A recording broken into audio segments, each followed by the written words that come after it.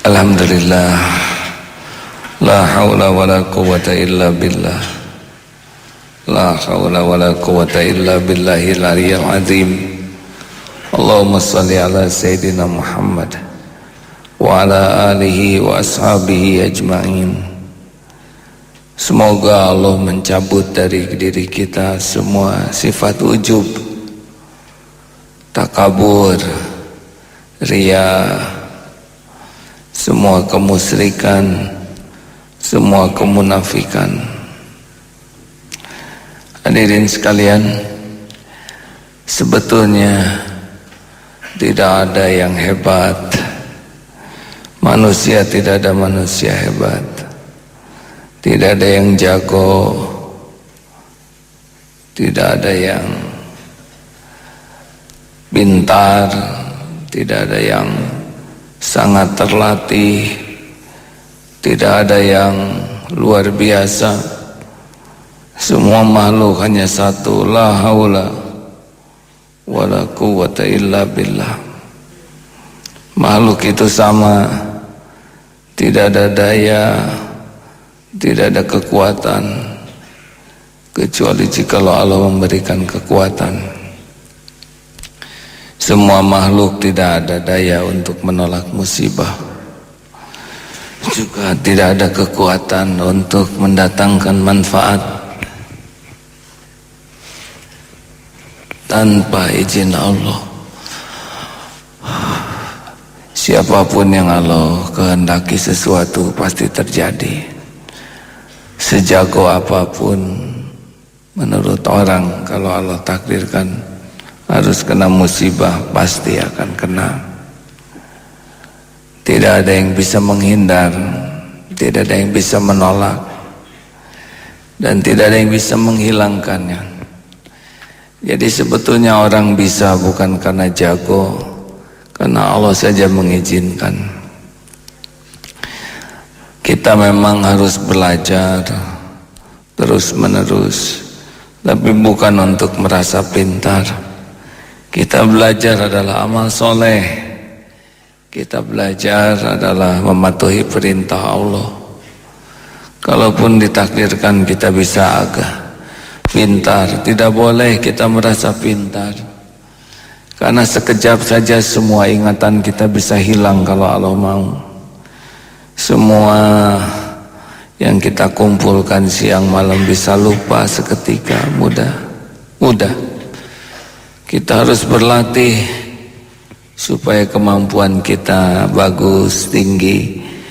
Tapi kalau Allah mau takdirkan sesuatu, terjadilah. Tinggal dikasih kuman, tidak berdaya. Kasih virus, tidak berdaya. Kasih bakteri, tidak berdaya. Kalau jago sejago-jagonya, tinggal dikasih kulit pisang saja, lalu terpleset dan terbentur kepalanya, bisa koma, padahal berlatih puluhan tahun. Tidak ada jagoan, tidak ada hebat, tidak ada luar biasa, tidak ada perkasa, tidak ada cemerlang otaknya, tidak ada. Yang ada cuma satu saja, karunia Allah. Karunia Allah. Kita harus menutup semua pintu ujub.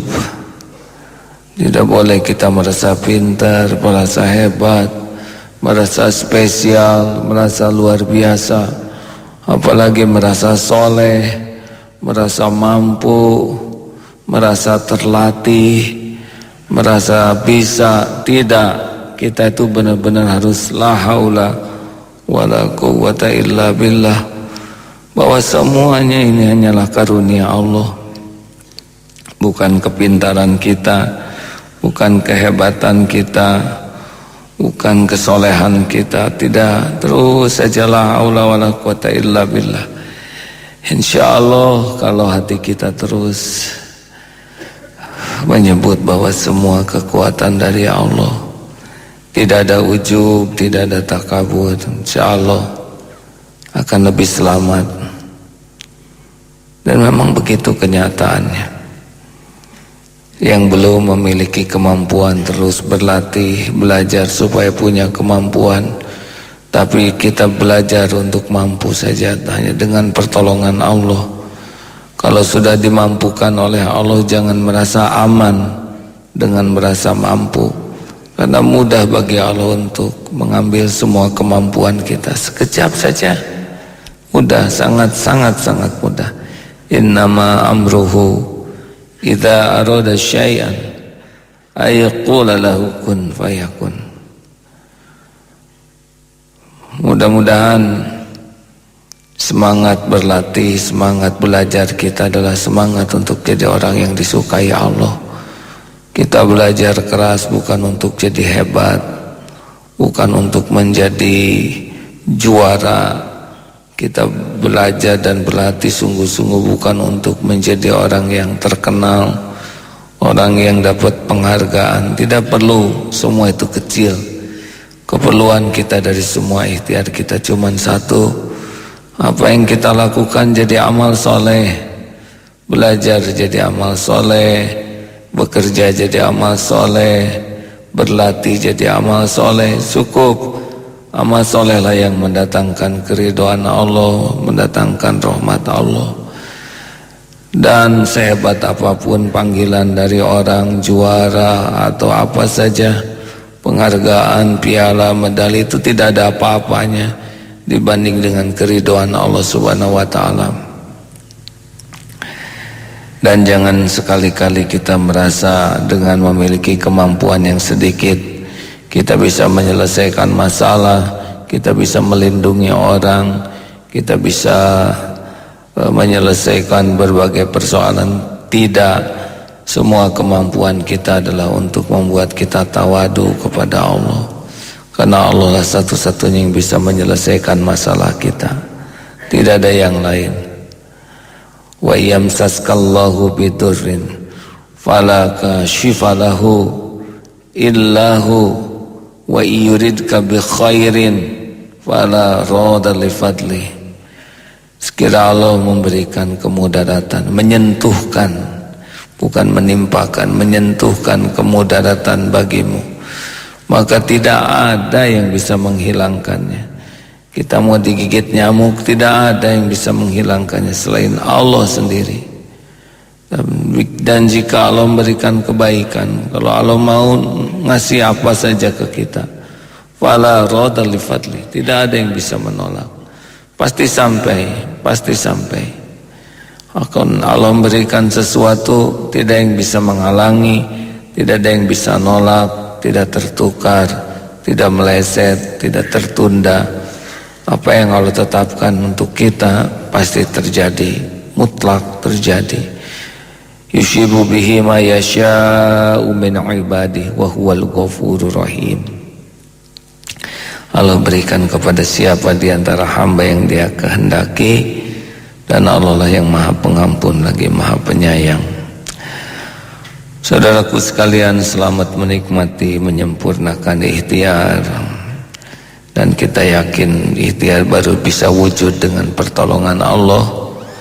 Selamat menikmati karunia Allah dengan bersyukur, jangan merasa ini dari diri. Dan kalau kita sudah bisa beramal, yakinilah bahwa kita bisa beramal hanya dengan karunia Allah. Kita hanyalah makhluk, tidak ada daya tanpa dikuatkan Allah, tidak punya apa-apa sama sekali tanpa dititipi oleh Allah, tidak tahu apapun kecuali sepercik ilmu dengan tuntunan Allah. Kita tidak bisa menyelesaikan apapun tanpa dibimbing oleh Allah. Yang kita punya cuma dosa, itu pun ditutupi oleh Allah, dan disediakan ampunan yang besar bagi yang tobat. Semoga setiap kali lisan mengatakan la haula wala quwata illa billah, hilanglah ujub, takabur, riya, dan kita pun tidak bersandar kepada orang lain, karena orang lain pun la haula wala quwata illa billah. Terima kasih hadirin, semoga guru kita sudah bersama kita. Silakan disambung dengan guru kita Pak Profesor Miftah Farid. Assalamualaikum. Waalaikumsalam warahmatullahi wabarakatuh. Amin, amin. Silakan Pak Miftah. Assalamualaikum warahmatullahi wabarakatuh. Alhamdulillahi Rabbil Alamin. Wassalatu wassalamu ala ashrafil anbiya wal mursalin wa ala alihi wa sahbihi ajma'in. Para pendengar yang berbahagia, kita tidak henti-hentinya bersyukur kepada Allah Subhanahu wa Ta'ala karena kita tetap diberi kesempatan untuk bisa menikmati Ramadan, hidangan Ramadan, dan dapat melaksanakan rangkaian ibadah-ibadah Ramadan ini. Doa kita adalah mudah-mudahan semua apa yang kita lakukan menjadi bagian dari ibadah dan taqarrub kita kepada Allah Subhanahu wa Ta'ala, dan kita masih diberi kesempatan, kekuatan, kesehatan oleh Allah untuk terus meningkatkan kualitas saum kita, untuk dapat meningkatkan taqarrub kita kepada Allah Subhanahu wa Ta'ala, khususnya pada bulan Ramadan ini. Salah satu nama yang diberikan untuk Ramadan yang disebut Syahrul Jud, bulan kedermawanan. Dan inilah salah satu amalan Ramadan yang perlu menjadi perhatian kita bersama. Selain tiada hari tanpa saum, tiada malam tanpa sholat malam, bibir lidah sering basah menyebut nama Allah, Quran menjadi bacaan harian kita, ada juga yang tidak boleh lupakan. Sedekah kita harus lebih besar dibandingkan dengan sedekah yang kita lakukan di luar Ramadan. Infak kita untuk menolong saudara-saudara kita yang memerlukan, untuk membantu saudara-saudara kita yang sedang membangun sarana-sarana pendidikan ataupun sarana ibadah, harus lebih ditingkatkan. Ramadan adalah bulan bersedekah, bukan bulan meminta-minta. Ramadan adalah bulan memberi. Ramadan adalah bulan infak, bulan sedekah. Boleh kita tahan sedikit, hemat sedikit semangat konsumtif kita, semangat belanja kita, tapi kemudian kita salurkan dalam kegiatan ibadah maliyah, ibadah harta, sedekah, infak, wakaf. Bulan ini adalah saat yang paling tepat kita wakaf. Bulan ini adalah bulan yang paling tepat kita investasi. Tidak hanya berpikir apa yang harus saya tinggalkan di dunia ini, tapi juga harus berpikir apa yang bisa saya bawa ke akhirat. Yang kita bawa bukan rumah, yang kita bawa bukan kendaraan, yang kita bawa adalah infak kita, yang kita bawa adalah sedekah kita, wakaf kita, harta kita yang kita sumbangkan, yang kita berikan untuk kepentingan keagamaan. Semua kita tahu banyak saudara-saudara kita yang sedang berusaha untuk menyelesaikan berbagai sarana keagamaan. Entah itu yang melakukan gerakan wakaf, ada yang menyelesaikan pembangunan masjid, ada yang sedang membangun madrasah. Ini adalah peluang-peluang kita untuk mendapatkan tiket surga. Ini peluang yang Allah berikan melalui saudara-saudara kita yang menjadi panitia pembangunan masjid, yang menjadi panitia gerakan wakaf untuk rumah sakit, yang saudara-saudara kita yang sedang membangun rumah yatim, saudara-saudara kita yang sedang memikirkan dana bagaimana memberikan beasiswa. Ini adalah peluang, kita manfaatkan. Tinggal kurang dari 20 hari atau sekitar 20 hari, kurang dari 20 hari lagi. Ini peluang yang Allah berikan kepada kita untuk bisa menikmati Ramadan, memanfaatkan Ramadan. Sekali lagi, ini adalah peluang untuk mendapatkan pahala besar. Sedekah di bulan Ramadan adalah sedekah yang paling besar pahalanya dibandingkan dengan sedekah pada bulan-bulan lain.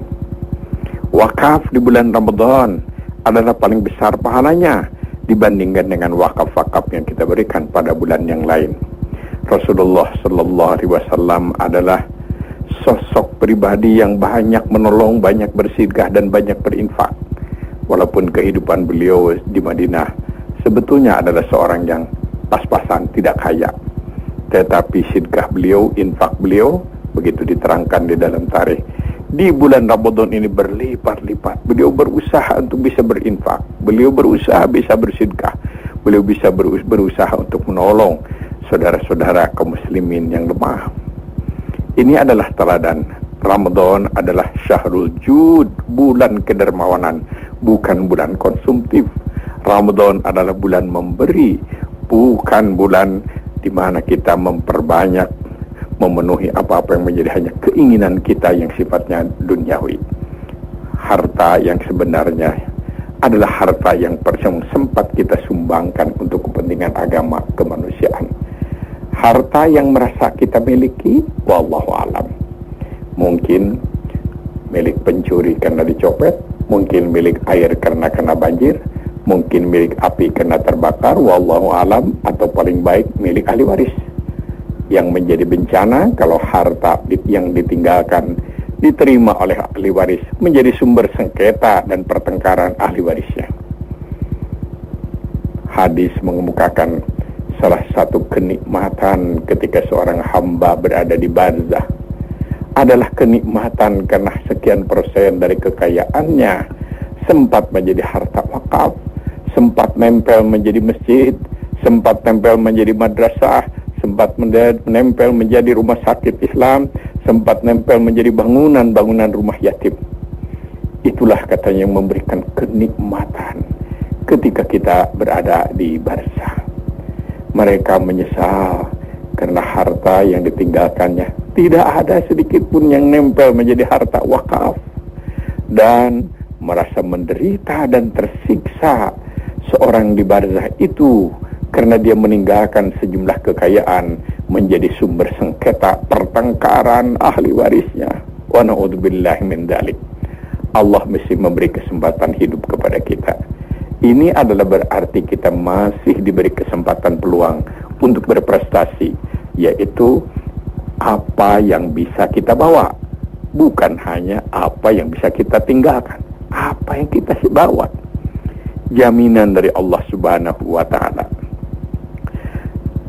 Harta yang diinfakkan adalah kunci untuk mendapatkan harta yang lebih besar. Unfik, begitu dalam hadis kursi. Infakkan, sedekahkan hartamu, keluarkan zakat hartamu. Aku yang akan menggantinya. Buka keran rizkimu untuk orang lain. Aku akan berikan rizki untukmu. Aku bukakan keran rizki yang lebih besar untukmu. Ini adalah jaminan dari Allah Subhanahu wa ta'ala.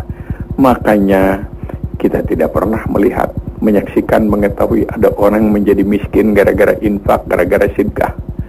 Tidak ada orang yang menjadi menderita sengsara gara-gara infak dan zakat. Yang ada justru sebaliknya. Yang ada adalah sebaliknya. Semakin banyak infak, semakin barokah harta.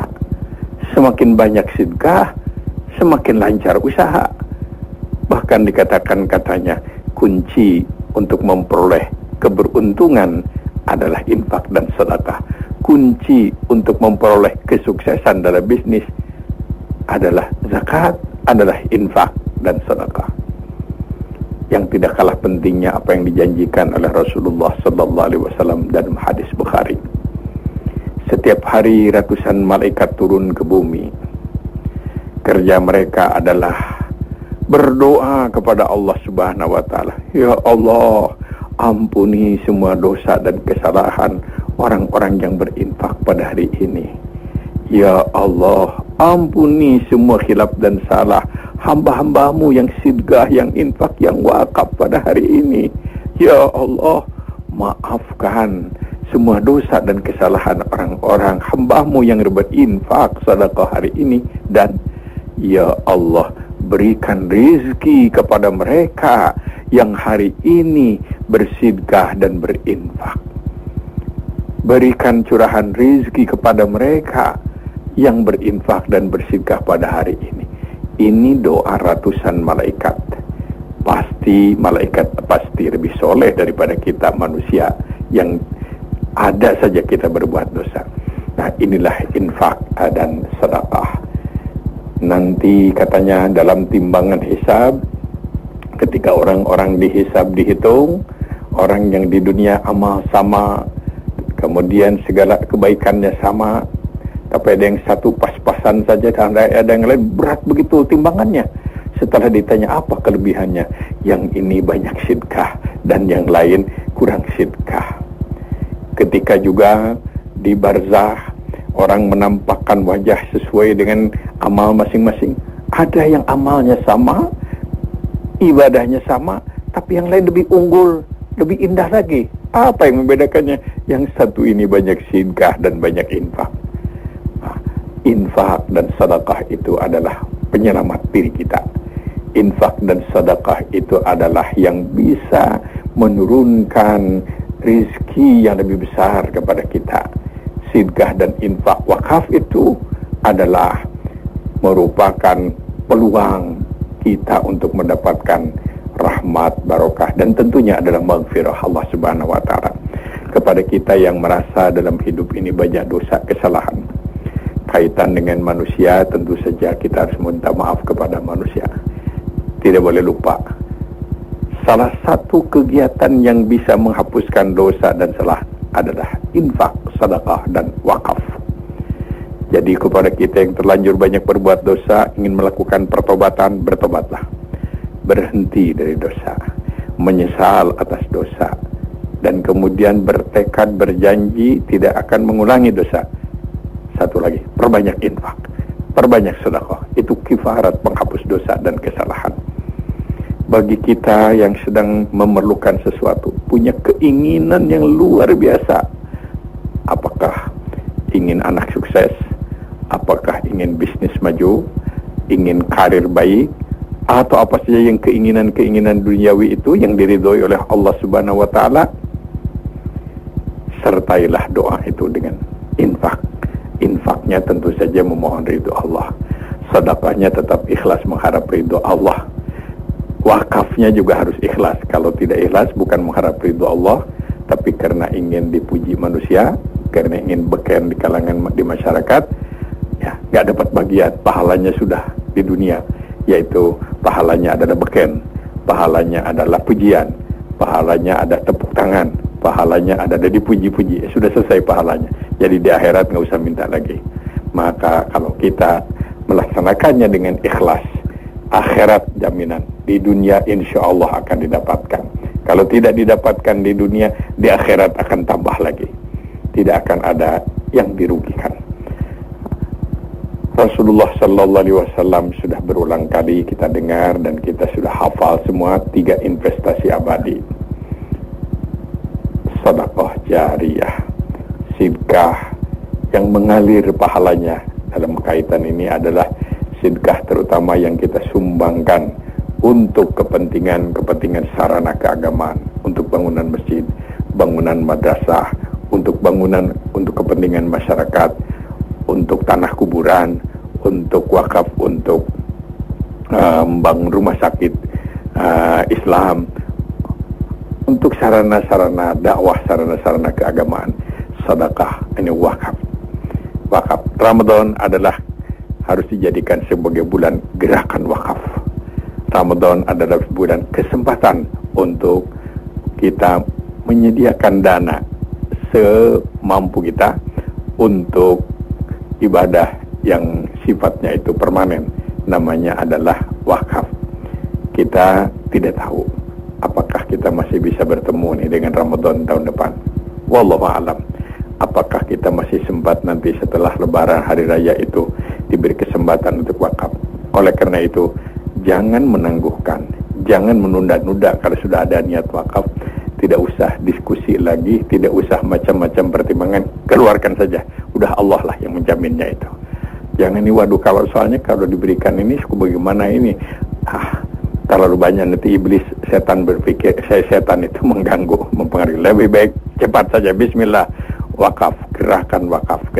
Bantulah saudara-saudara kita yang sekarang ini sedang berusaha menyelesaikan pembangunan masjid, pembangunan rumah sakit Islam, pembangunan apalagi madrasah, ada pembangunan rumah yatim. Mereka memberikan peluang kepada kita untuk dibantu. Wakaf sedekah jariyah. Yang kedua, seperti berulang kali kita dengar juga, yaitu mengenai ilmu yang dimanfaatkan. Sekecil apapun ilmu pengetahuan kita, hendaklah bermanfaat untuk masyarakat, bermanfaat untuk keluarga. Kalau Nabi menyatakannya balighu anni walau ayah, walaupun cuma 1 ayat, sampaikan juga lah ilmu itu kepada yang lain. Kemudian Nabi juga menyampaikan, ala falyuballighu syahidu al-ghaiba, yang dengar-dengar dariku, yang bersama denganku, coba sampaikan kepada orang yang tidak sempat berkumpul denganku, sampaikan kepada orang yang tidak sempat ketemu denganku, yang tidak sempat mendengar langsung dariku. Ini menjadi bagian daripada sebuah gerakan kita menyampaikan ajaran, menyampaikan ilmu kepada orang lain yang bermanfaat. Nah, yang ketiga adalah waladun soleh yad'u lahu, anak soleh yang selalu mendoakan. Ini adalah harapan semua orang tua. Tentu saja tidak ada satupun orang tua yang menginginkan anaknya tidak soleh, pasti ingin soleh. Cuma tidak semua orang tua rupanya sungguh-sungguh membimbing, membina, mempersiapkan anak menjadi anak soleh. Pinginnya sama, anak soleh, tapi kehidupan sehari-hari tidak kondusif, tidak mendukung anak menjadi soleh. Tidak ada teladan, tidak ada bimbingan, tidak ada waktu, tidak ada kesempatan, malah justru kadang-kadang sebaliknya memberi contoh yang tidak baik, ya, kurang tanggung jawab. Naudzubillah min dzalik. Waladun saleh yad'u lahu. Nah, para pendengar yang berbahagia, marilah kita jadikan Ramadan adalah bulan kepedulian.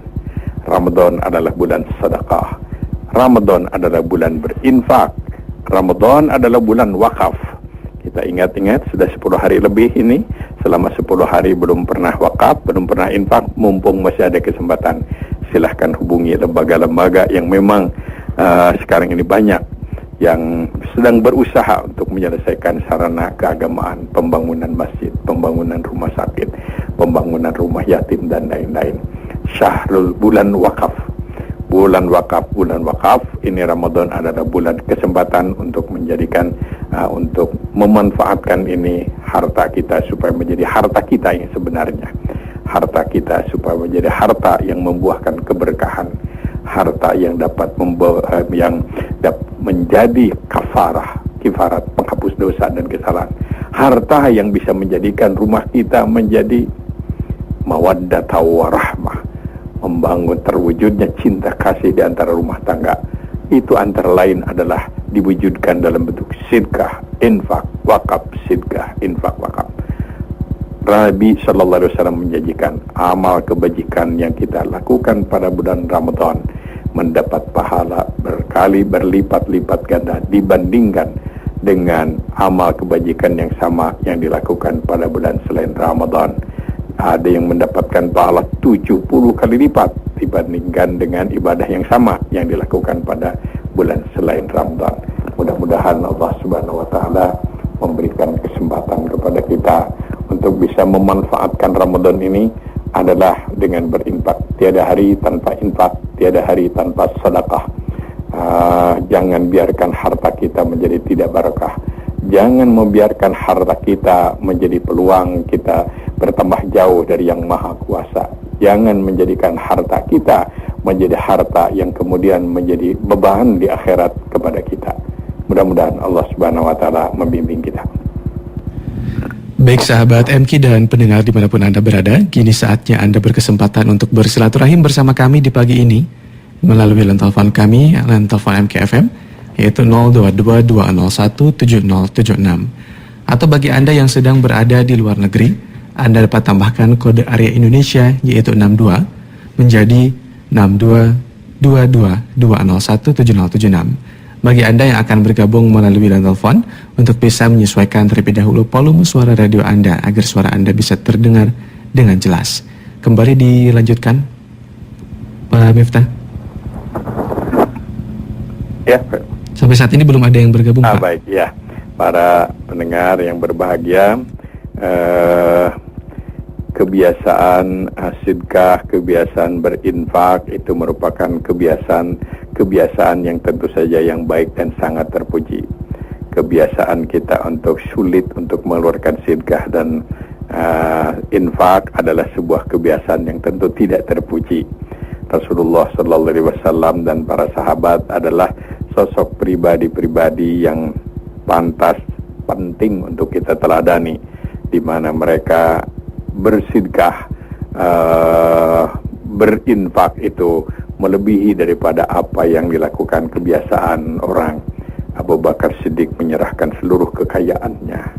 Umar bin Khattab lebih dari separuh kekayaannya. Utsman bin Affan juga melakukan hal yang sama. Beliau sebagai orang kaya dan kemudian beliau lebih dari separuh kekayaannya itu untuk kepentingan agama dan untuk kepentingan kemanusiaan. Kenapa? Karena beliau tentu saja tahu bagaimana pemimpinnya waktu itu. Rasulullah Sallallahu Alaihi Wasallam memberikan contoh dan mereka menghayati betul betapa besarnya pahala, betapa besar hikmah manfaatnya, manfaatnya ibadah-ibadah dalam bentuk infak dan sedekah itu. Dan begitu juga sahabat-sahabat yang lain. Ada satu peristiwa yang terjadi di zaman Nabi itu. Ada seorang namanya Abdurrahman bin Auf, yang semula beliau orang kaya, tapi karena harus hijrah beliau tinggalkan kekayaannya di kota Makkah, di sekitar Makkah, Taif dan lain-lain.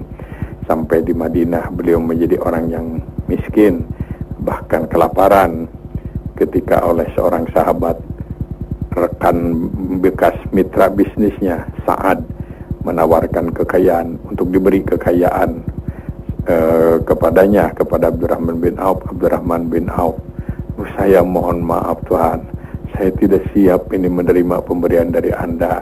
Beliau menjawab, semoga Allah memberkati harta Anda, karena harta itu semakin banyak diinfakkan semakin barokah, manfaat, maslahat, kemudian juga tentu sehat, dan kemudian taat kepada Allah. Semoga Allah mengampuni semua dosa dan kesalahan Anda, karena infak dan sedekah menjadi kifarat penghapus dosa dan kesalahan. Semoga Allah merahmati keluarga Anda, karena dengan infak sedekah katanya keluarga akan bertambah mawaddata warahmah dan semoga yang lain. Nah, kemudian beliau menyatakan, saya mohon maaf Tuhan, saya mohon maaf saudara, katanya, saya tidak siap menerima itu. Siap tidak menerima karena saya tahu banyak orang yang lebih memerlukan, ada keperluan lain untuk kepentingan keagamaan. Berikan saja kepada mereka, tolong tunjukkan kepada saya di mana pasar. Saya ingin kerja, saya ingin bisnis mulai dari nol lagi. Contoh sederhana ini memberikan gambaran pada waktu itu betapa sahabat-sahabat itu memiliki semangat kerja untuk mencari nafkah di satu sisi, dan berusaha ingin menjadi pemberi atau pilih tidak menjadi orang yang harus selalu diberi. Jadi resep yang ditanamkan oleh Nabi itu memang adalah punya apa yang disebut resep gawe, resep merek, itu senang kerja, senang memberi, semangat kerja, semangat memberi. Nah, ini adalah akhlak yang ditanamkan oleh Rasulullah Sallallahu Alaihi Wasallam, ada semangat memberi, semangat menolong. Nabi Sallallahu Alaihi Wasallam bagaimanapun orang yang memberi itu pastilah lebih unggul daripada orang yang diberi. Apa yadul ulya khairum min yadis sufla. Bagaimanapun orang yang suka memberi itu lebih baik daripada orang yang diberi. Jadi kita harus berusaha menjadi orang yang bisa memberi. Sebesar apapun kekayaan kita, harus termasuk orang yang juga rajin memberi. Rajin memberi. Semangat ini adalah sebuah semangat yang ditanamkan oleh Rasulullah SAW kepada para sahabat. Oleh karena itu sekali lagi, mari kita manfaatkan Ramadan ini sebagai syahrul infak, syahrul sedekah. Hutang-hutang yang belum dibayar dan mampu tentu segera selesaikan.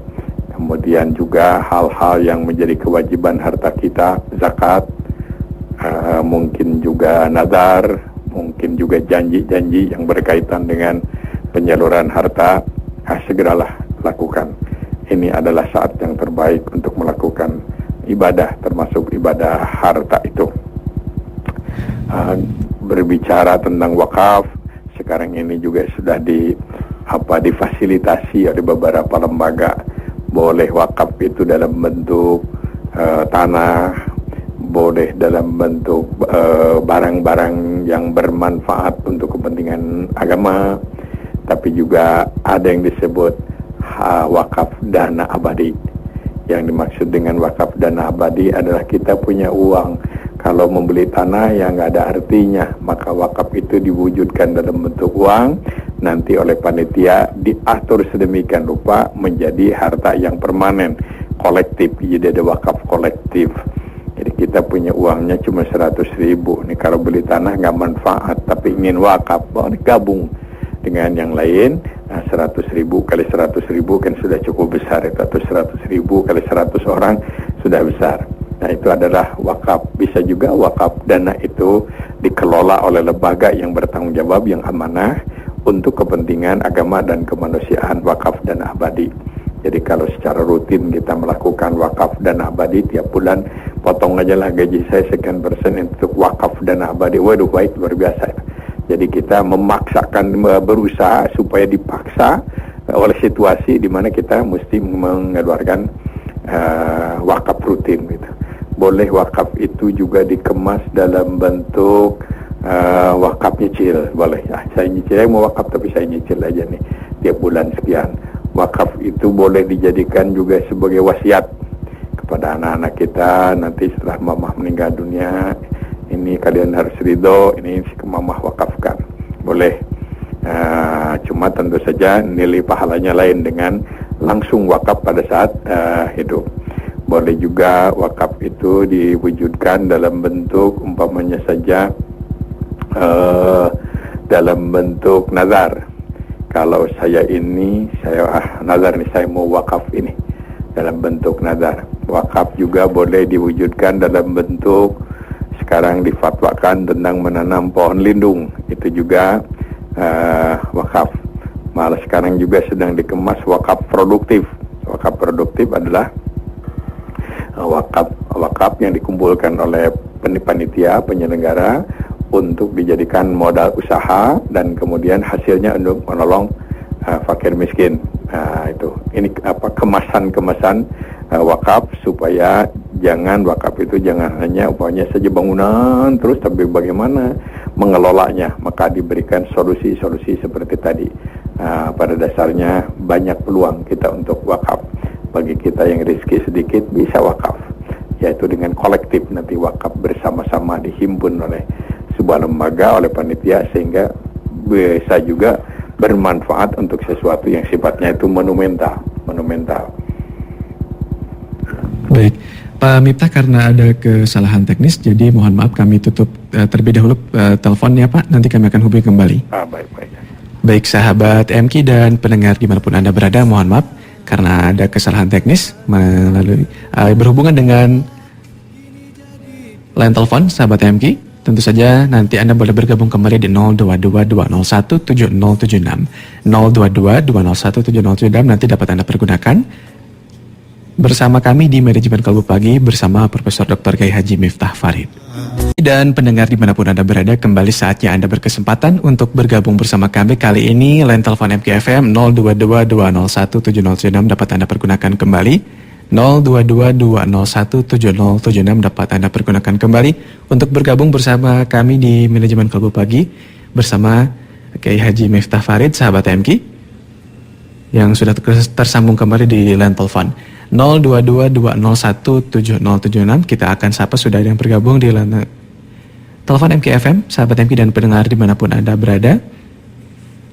Dan bagi Anda yang bergabung bersama kami melalui telepon, Anda dapat menyesuaikan terlebih dahulu volume suara radio Anda. Kita akan sapa. Assalamualaikum warahmatullahi wabarakatuh. Waalaikumsalam warahmatullahi wabarakatuh. Dengan Ibu siapa di mana, Bu? Ibu Yuyum dari Sumedang. Baik, silakan, Bu.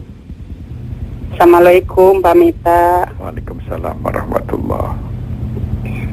Saya mau tanya, kan saya kerja di pabrik, itu gajinya UMR.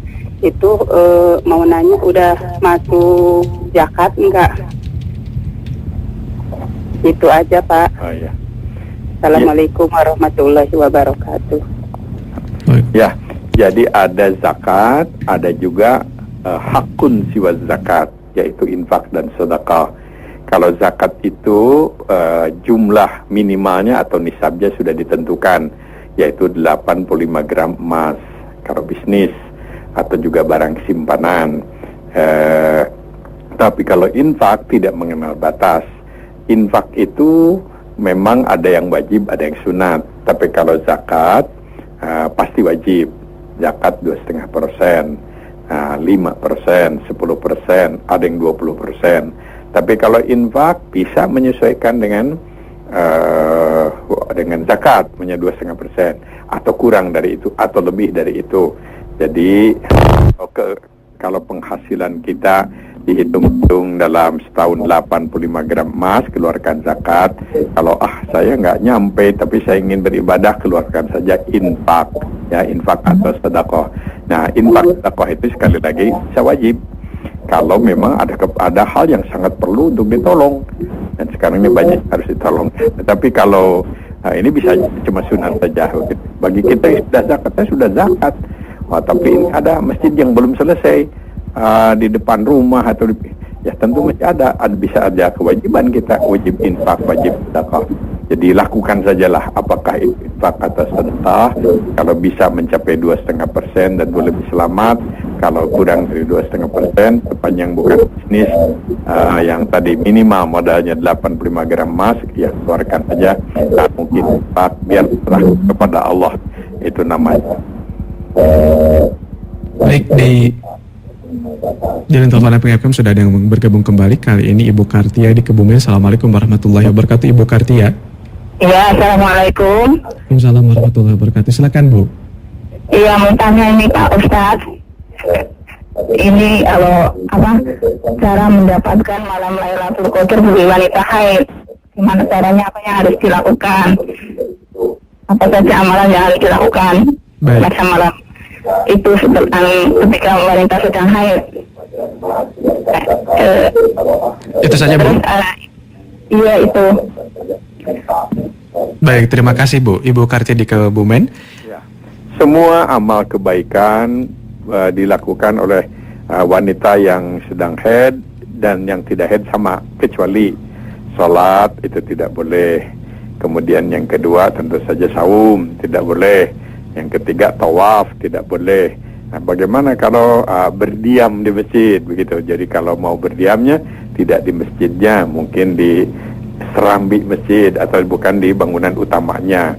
Kemudian Quran, baca Quran, jadikan saja pilih Quran yang sebagai doa, nggak apa-apa doa atau zikir. Nah, kalau baca Al-Quran tadarus, memang di kalangan para ulama ada ikhtilaf, beda pendapat. Pilih saja yang tidak ada beda pendapat. Jadi kalau ibu membaca Fatihah umpamanya sebagai zikir, kalau ibu membaca Qul Huwallah, kalau ibu membaca Rabbana dzalamna anfusana wa illam taghfir lana wa tarhamna lanakunanna minal khasirin, atau doa-doa lain yang ada dalam Al-Quran tidak dilarang. Ya, zikir adalah merupakan kegiatan, bisa subhanallah walhamdulillah wala ilaha illallah wallahu akbar wala haula wala quwata illa billahil aliyyil azim. Itu aja dibaca, silakan banyak, atau zikir-zikir yang lain boleh. Jadi sekali lagi yang tidak boleh itu salat, saum, kalau ke Mekah tentu saja tawaf, dan kemudian berada iktikaf di dalam masjid. Itu yang dilarang. Yang lain-lainnya boleh, doa, zikir, kemudian apalagi hubungan dengan manusia, ya, menolong yatim, menolong fakir miskin boleh. Dalam tadi disebut malam Lailatul Qadar, zikir banyak aja, zikir boleh. Ibu di masjid, di rumah bapaknya saja banyak berzikir, berdoa, bertasbih, bertahmid. Baik, kembali di line telepon 0222017076. Kali ini Ibu Yati di Banyuwangi. Assalamualaikum warahmatullahi wabarakatuh. Waalaikumsalam warahmatullahi wabarakatuh. Ya, silakan, Bu. Iya, assalamualaikum warahmatullahi wabarakatuh. Waalaikumsalam warahmatullahi. Pak Ustadz, ini kan saya ini alhamdulillah bukan apalagi saya ini benar gini. Insya Allah kalau saya tiap bulan itu saya ya ikut wakaf Darut Tauhid itu yang asrama sama masjid. Tiap bulan itu 50.000. Kemarin itu mau puasa itu ada wakaf Quran 80.000. Terus saya itu tiap hari itu insya Allah itu 7.000 mesti saya sisihkan. Nanti kalau saya sudah banyak saya infakkan lagi kemana gitu Pak. Zakat sama sedekah itu saya gabung gitu Pak. Zakatnya 2.000, sedekahnya 5.000 gitu Pak. Itu gimana Pak? Apa benar saya pas? Soalnya ya semampu saya insya Allah segitu. Kalau ada orang lebih saya tambahin gitu. Halo, Assalamualaikum. Waalaikumsalam warahmatullahi. Boleh Ibu. Jadi umpamanya saja ya tadi digabungkan wakaf infak atau dicicil. Pendeknya keluarkan harta yang merasa milik kita tapi sebetulnya bukan milik kita, milik Allah, dan kita keluarkan milik Allah itu, maka pemiliknya, pemilik mutlaknya Allah akan mengganti. Boleh Ibu barusan yang bertanya, kan tidak menjadi miskin gara-gara wakaf Quran, wakaf ini, rezeki nggak berkurang, malah yang ada insya Allah tambah berkah itu. Tambah berkah, itu sudah jaminan dari Allah Subhanahu wa Ta'ala. Nggak akan ada orang menjadi miskin gara-gara infak, orang menjadi menderita sengsara gara-gara wakaf. Yang ada itu berikan 1 keluar 10, berikan 1 keluar 70 malah. Itu harus diyakini betul. Wallahu a'lam, biarlah Allah itu yang memanagenya. Allah sudah menjanjikan, nggak mungkin Allah janji palsu, dan contohnya sudah banyak bahwa orang yang banyak infak itu rezekinya tambah mudah. Orang yang banyak infak itu ternyata hidupnya lebih bahagia.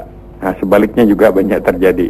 Gara-gara nggak infak banyak musibah. Gara-gara tidak zakat malah celaka. Gara-gara tidak zakat malah anak jadi nakal. Gara-gara zakat malah kita memberi nafkah kepada istri, kepada anak, itu kepunyaan orang lain, kepunyaan orang miskin, hak sabilillah kita berikan.